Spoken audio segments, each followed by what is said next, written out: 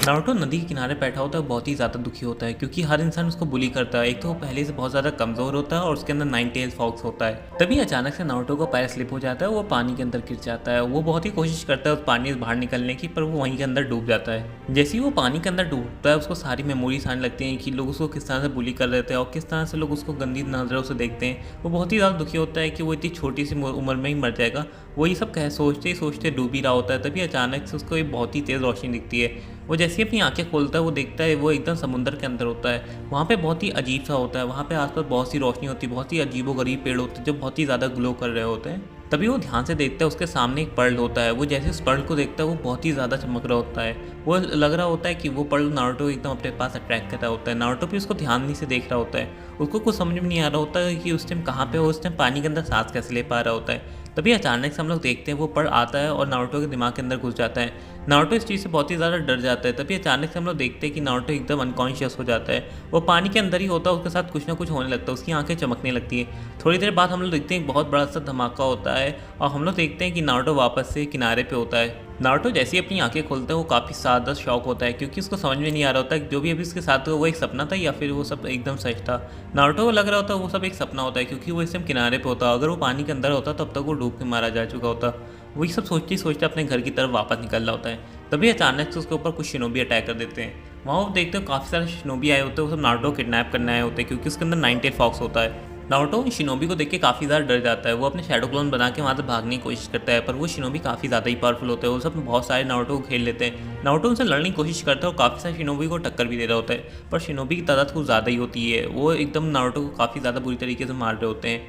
Naruto बहुत ही दूर जाके गिरता है, वहाँ से वो फिर से वापस उनके ऊपर अटैक करने जाता है, पर नारुतो किसी भी तरीके से उन लोगों को रोक नहीं पा रहा होता, ना तो वहाँ से वो बच के भाग पा रहा होता है। नारुतो ऐसे ही भाग रहा होता है, पर वहाँ पे डेड एंड आ जाता है। उसके सामने कई सारे शिनोबी खड़े होते हैं, उसको बिल्कुल समझ में नहीं आ रहा होता वो वहाँ पे क्या करे। तभी नारुतो बैठता है, बहुत ही ज़ोर से चीखने लगता है। उसके चीखने से इतनी ज़्यादा तेज़ अचानक से आवाज़ निकलती है जिससे उन लोगों को जितने शिनोबी होते हैं उनको अपने कान बंद करने पड़ते हैं। सिर्फ इतना ही नहीं होता, जैसे ही नारुतो चीखता है वहाँ पे एक बहुत ही भयानक तरीके से एक बहुत ही बड़ी लहर आ जाती है, वो भी अचानक से जंगल के बीचों बीच। ये चीज़ जैसे वो लोग शिनोबी देखते हैं वो बहुत ही ज़्यादा हैरान हो जाते हैं क्योंकि जंगल के बीच अचानक से इतनी बड़ी पानी की लहर कहाँ से आ गई। वो पानी की लहर इतनी ज़्यादा भयानक होती है कि आसपास के जितने भी पेड़ पौधे होते हैं, जितने भी पेड़ होते हैं, सब खत्म हो जाते हैं और वो जितने भी वहाँ पे शिनोबी होते हैं वो सब भी उस लहर के अंदर आके मारे जाते हैं। ये चीज़ नारुतो देख के बहुत ही ज़्यादा हैरान होता है कि अभी यहाँ पे हुआ क्या। वो अपने आसपास देखता है, जितना भी वहाँ पे दूर दूर तक हिस्सा होता है जंगल का वो सब डिस्ट्रॉय हो गया होता है सिर्फ उसकी एक लहर की वजह से। नारुतो को बिल्कुल समझ में नहीं आया होता है कि वहाँ पे अभी भी हुआ क्या, पर वो तब भी बहुत ज़्यादा कंफ्यूज होता है, पर वो कुछ ज़्यादा सोचता नहीं क्योंकि वहाँ पे और भी शिनोबी आ सकते हैं। वो तुरंत विलेज की तरफ निकल जाता है, अपने घर पे आ जाता है। नारुतो एक चीज़ सोच ही रहा होता है रात में बैठे कि उसके अंदर उसके अपने आप को बहुत ही स्ट्रेंज फीलिंग हो रही होती है। वो अपने अंदर कुछ अलग टाइप की पावर को महसूस कर रहा होता है, पर उसको बिल्कुल समझ में नहीं आ रहा होता वो किस तरह की पावर है। हम लोग अकेडमी का सीन देखते हैं जहाँ पे बहुत सारे बच्चे होते हैं और भी सासुके साकुरा और भी बहुत सारे स्टूडेंट्स होते हैं। वहाँ पे जितने भी ट्रेनर होते हैं वो उनको सिखा रहे होते हैं कि हम लोग पानी के ऊपर कैसे चल सकते हैं। ये चीज़ हमें जितने बच्चे होते हैं ज़्यादातर बच्चे तो पानी के अंदर डूब जा रहे होते हैं। जैसे ही इसके बाद सासुके की बारी आती है, सासुके बहुत ही आसानी से पानी के ऊपर चल लेता है। ये सब चीज़ें देख के जितने भी वहाँ बच्चे होते हैं सब उस सासुके की तारीफ़ करने लगते हैं। सासुके भी काफ़ी ज़्यादा खुश होता है कि उसकी तारीफ़ हो रही है। तभी वहाँ पे नारुतो की बारी होती है। जैसे ही नारुतो की बारी आती है बहुत सारे बच्चे हंसने लगते हैं नारुतो को देखते हैं, जानते हैं नारुतो बहुत ही ज़्यादा कमज़ोर बच्चा है। नारुतो भी सब देख के काफ़ी ज़्यादा दुखी होता है। तभी अचानक से वो जैसे ही वहाँ पे पानी के ऊपर पैर रखते हैं बहुत ही भयानक चीज़ होती है। जितना भी वहाँ का पानी होता है वो दो हिस्सों में बढ़ जाता है। वहाँ पे एक बीच में रास्ता निकाला जाता है और वो रास्ता देख के लिटरली वहाँ पे सब लोग बहुत ज़्यादा शॉक होते हैं क्योंकि उन्हीं ने ऐसा कुछ पहली बार देखा होता है। सासुके साकुरा और जितने भी वहाँ पे बच्चे होते हैं वो बहुत ही ज़्यादा शॉक होते हैं क्योंकि उनको बिल्कुल समझ में नहीं आ रहा होता ये हुआ क्या और इन सब के पीछे क्या नारुतो है, क्योंकि जैसे ही वहाँ नारुतो ने पैर रखा वहाँ पे एक रास्ता बन गया। ऐसा लग रहा होता है कि पानी खुद उससे कह रहा है कि तुम यहाँ से जा सकते हो। जैसे नारुतो उस रास्ते को देखता है वो भी वहाँ से पार चल के चल जाता है। उसको डर लग रहा होता है कहीं वापस से पानी आ गया तो उस पानी के अंदर वो डूब जाएगा, पर जैसे ही नारुतो वो वहाँ पे क्रॉस कर लेता है तब जाके पानी वापस से चालू हो जाता है। ये चीज़ देख के तो वहाँ पे जो मास्टर होते हैं वो भी बहुत ही ज़्यादा शॉक होते हैं क्योंकि ये चीज़ तो आज तक लिटरली उन्हीं ने कहीं भी नहीं देखी होती। भले कितना ही पावरफुल वाटर यूज़र हो वो इस तरह से पानी को तो कंट्रोल नहीं कर सकता। इस बात से जितने वहाँ बच्चे होते हैं उन सबके बीच में गॉसिप चालू हो जाती है कि ये सब नारुतो की वजह से हुआ था, कि नारुतो कुछ ज़्यादा ही पावरफुल है या फिर ये कुछ अलग ही वजह थी। ये सब बातें चली रही होती तभी सासुके नारुतो को ध्यान से देखता है, उसको कुछ अलग से लग रहा होता है उसके अंदर। जैसे ही पास हिजोज़न को पता चलती थर्ड होकागे को, वो भी काफ़ी ज़्यादा हैरान होते हैं क्योंकि उनको भी समझ में नहीं आ रहा होता है वहाँ पे हुआ क्या। एक चीज़ समझ में आ रही होती है क्या ये जितना भी हो सकता है ये कोई नारुतो से रिलेटेड लग रहा है क्योंकि नारुतो के अंदर 9 टेल फॉक्स से उसकी काफ़ी सारी मिस्ट्रीज या पावर्स हो सकती है, मे भी उसकी वजह से कुछ हुआ हो। बाकी इस बारे में ज़्यादा बात नहीं करी जाती क्योंकि नारुतो को ऊपर और भी ज़्यादा खतरा हो सकता था। नारुतो आज जो भी अकेडमी में हुआ होता है वो ये सब सोच के काफ़ी ज़्यादा सोच में होता है कि वहाँ पे जो भी हुआ वो सब उसकी पावर थी या फिर वो सब आसानी से होगा, क्योंकि वो जंगल वाला सीन भी याद करता है कि वहाँ पे भी अचानक से बहुत बड़ी पानी की लहर आई थी। तभी वो कोशिश करता है वापस से पानी को समन करने की। वहाँ पे वो काफ़ी सारा पानी ले आती है, यहाँ तो इतना पानी होता है कि उसका पूरा का पूरा घर भीग जाता है।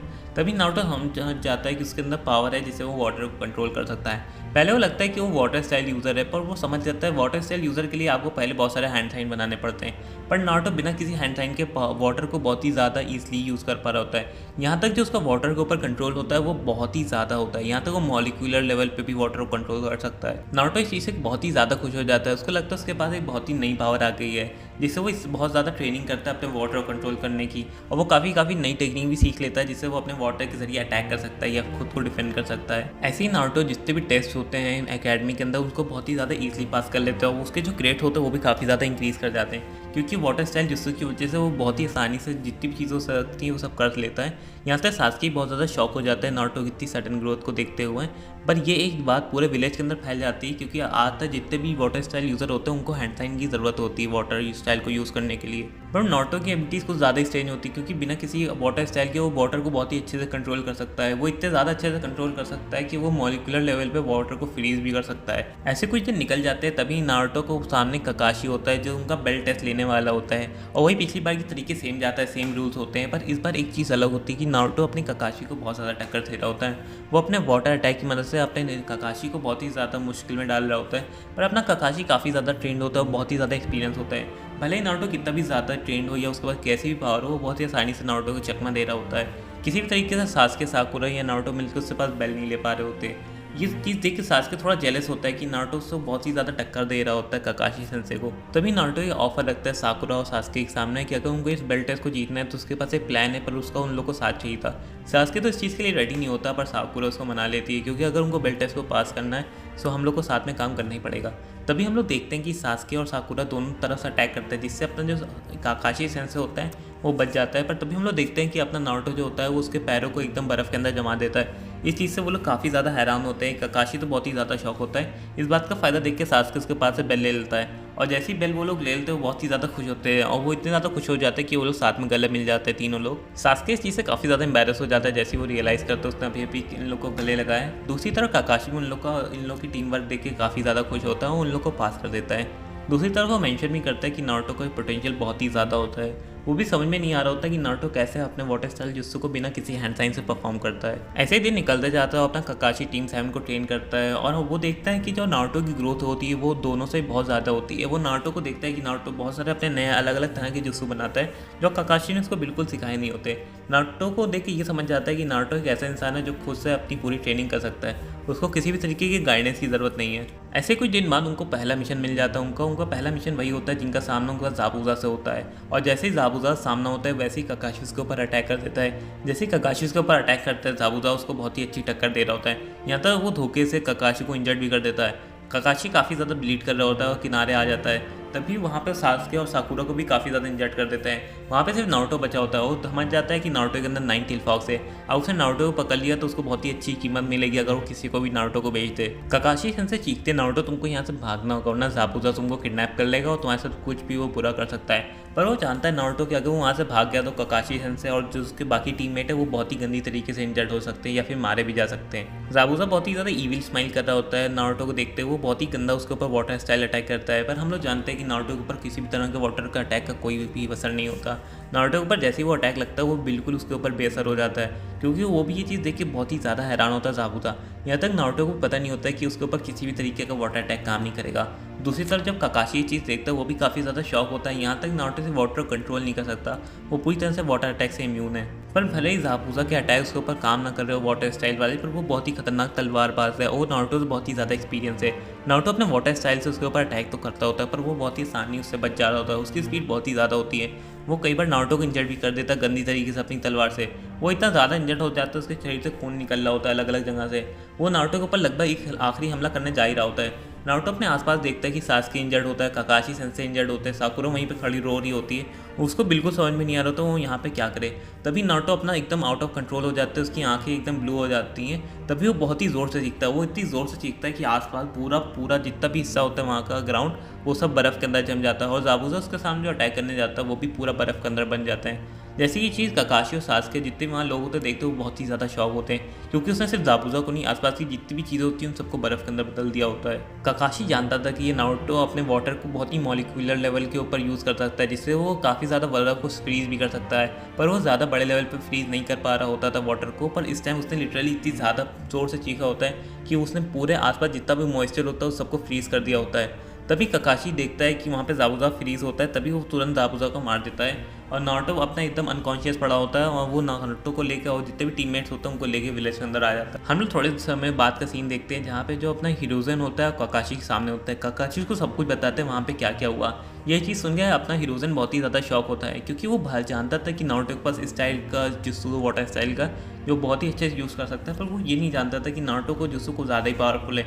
यहाँ तक ज़ाबुज़ा जैसा इंसान जो बहुत ही ज़्यादा उससे ज़्यादा एक्सपीरियंस में उससे पावर में हर चीज़ में उसमें आगे था, उसने सिर्फ अपने एक ही अटैक से पूरा का पूरा उसको जमा के ख़त्म कर दिया। काकाशी बताता है कि नारुतो की पावर बहुत ही ज़्यादा दिन पे दिन बढ़ रही होती है। नारुतो अपनी पावर को बहुत ही अच्छे से कंट्रोल करता है, पर अगर उसके ऊपर कोई मुसीबत आती है जो ऐसी मुसीबत जिससे नारुतो हैंडल नहीं कर सकता, तो उसकी पावर अपने आप अनलीश हो जाती है और उस मुसीबत को ख़त्म कर देती है। हिरोज़न इस टाइम बहुत ज़्यादा सीरियस होता है, क्योंकि वो जानता है कि नारुतो के पास पहले से 9 टेल फॉक्स है, उसके पास ये अजीब सी पावर है जिसने आज तक भी कहीं पे भी ऐसे हिस्ट्री में नहीं सुना होता किसी बार इतनी खतरनाक पावर है।